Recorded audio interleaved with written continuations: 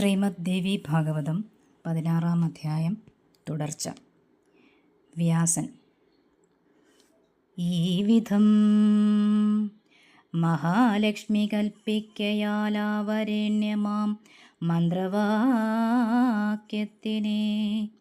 മാധവൻ മറക്കാതൊരു വിട്ടുകൊണ്ടേധമാനസുഖേന വസിക്കയായി.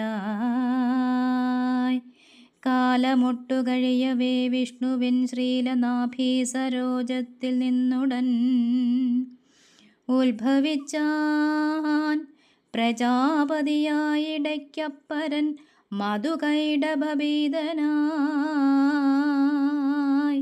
ചെന്നഭയമിരിക്കയാൽ ദൈത്യരെ കൊന്ന ശേഷം അമ്മന്ത്രവാക്യത്തിനെ കേശവനുരുവിട്ടിരുന്നാനതു പേശലമതി കണ്ടു ചതുർമുഖൻ. ചോദ്യമീ വിധം ചെയ്യുകയായി ജഗദാദ്യനങ്ങു ജപിക്കുന്നതെന്തുവാൻ? ആരു മുഖ്യനുണ്ടങ്ങയെക്കാളുമങ്ങാരെയാം ഭജിക്കുന്നതുമിങ്ങനെ. വിഷ്ണു: ആര്യ നിങ്കലുമെങ്കലുമുണ്ടടോ കാര്യകാരണരൂപിണി ശക്തിയാൾ. ശശ്വതാത്മികയാകുമദ്ദേവി താൻ വിശ്വാസം ശ്രയമായി നിൽക്കുന്നവൾ.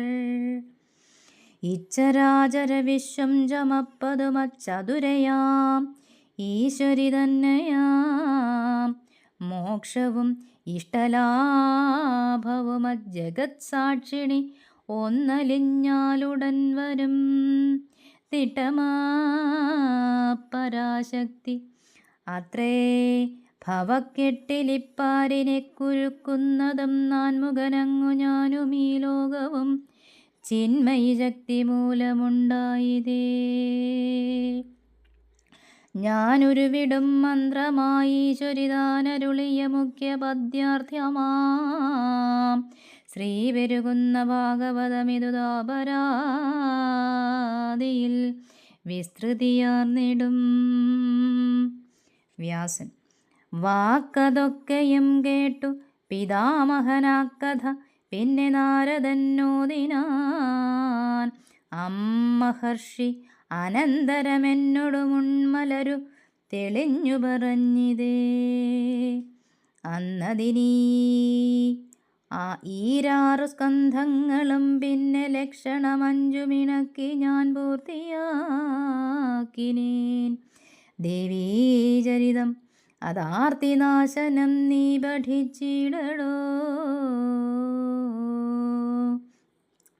നൂനം ഉത്തമമാണിതു സൂക്ഷ്മമാം ജ്ഞാനപൂർണവുമത്രേ മദാത്മജ.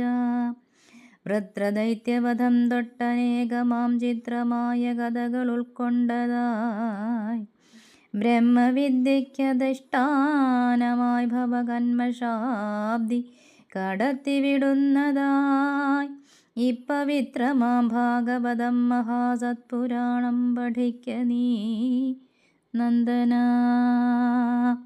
ഉണ്ടിതിൽ 18,000 രസം കൊണ്ട പദ്യമധുകളൊക്കെയും വേണ്ട പോലെ പഠിക്കില വിദ്യയെ താണ്ടി ഉത്തമജ്ഞാനിയായിത്തീരുമേ. ആ വിധമിതു ചൊൽക കേൾക്കയും ചെയ്വവർക്കും സുഖവും ആരോഗ്യവും പുത്രപൗത്ര സമ്പത്തും വളർന്നിടും. മാത്രമല്ലുളവാം മനഃശാന്തിയും മാമകപ്രിയ ശിഷ്യൻ വിശിഷ്ടനാ ലോമഹർഷണൻ തന്നുടെ നന്ദനൻ ഈ കുമാരനും നിന്നോടൊന്നിച്ചു ചൊല്ലൊക്കുമീ പുരാണത്തെ പഠിച്ചിടും.